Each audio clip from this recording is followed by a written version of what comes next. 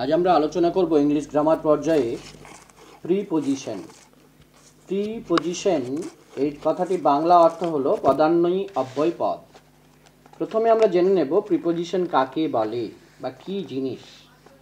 যে word noun বা প্রোনাউনের পূর্বে বসে তাদের সম্বন্ধ বহন করে তাকে প্রিপোজিশন বা পদান্বয়ী অব্যয় বলে। আমি আরও একবার বলছি, যে ওয়ার্ড নাউন বা প্রোনাউনের পূর্বে বসে তাদের সম্বন্ধ বহন করে তাদের প্রিপোজিশন বলে।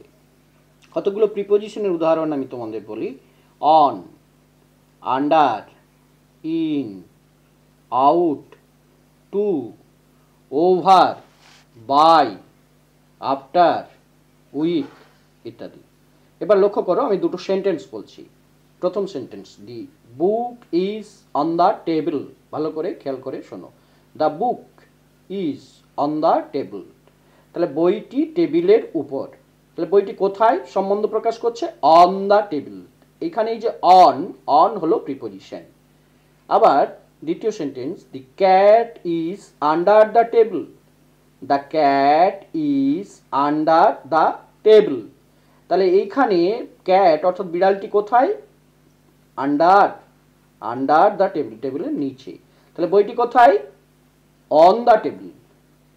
বিড়ালটি কোথায়? Under the table.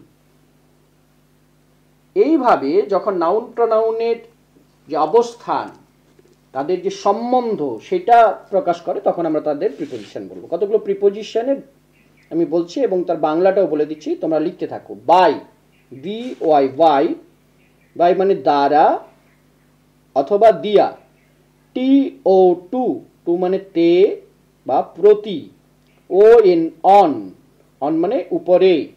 Over, O V E R, over, over মানে অতিরিক্ত। আফটার, আফটার মানে পরে। From, form, F R O M, উচ্চারণটা form, F R O M, form মানে হইতে। আপ, ইউপি, আপ, আপ মানে উপরে। অ্যাবাউট, অ্যাবাউট মানে প্রায়।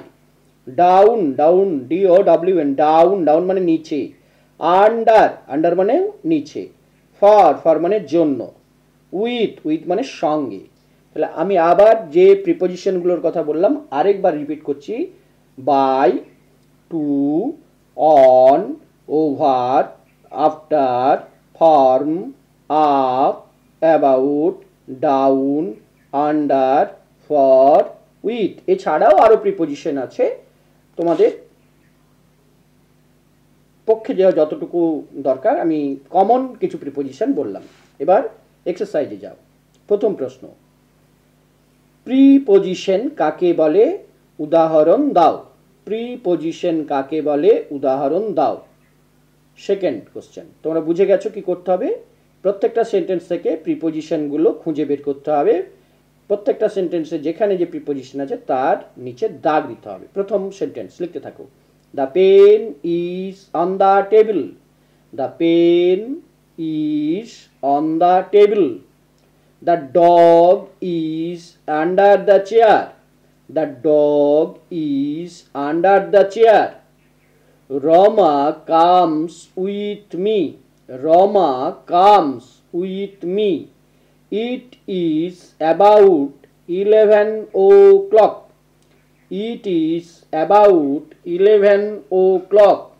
I live at Kausha. I live at Kausha. Sit beside me. Sit, beside sheet, sit beside me. The cat runs. The cat runs after a rat. The cat runs after a rat. আজ এই পর্যন্তই। প্রশ্নগুলোর উত্তর খুঁজে খাতায় লিখতে থাকো। সবাই ভালো থেকো।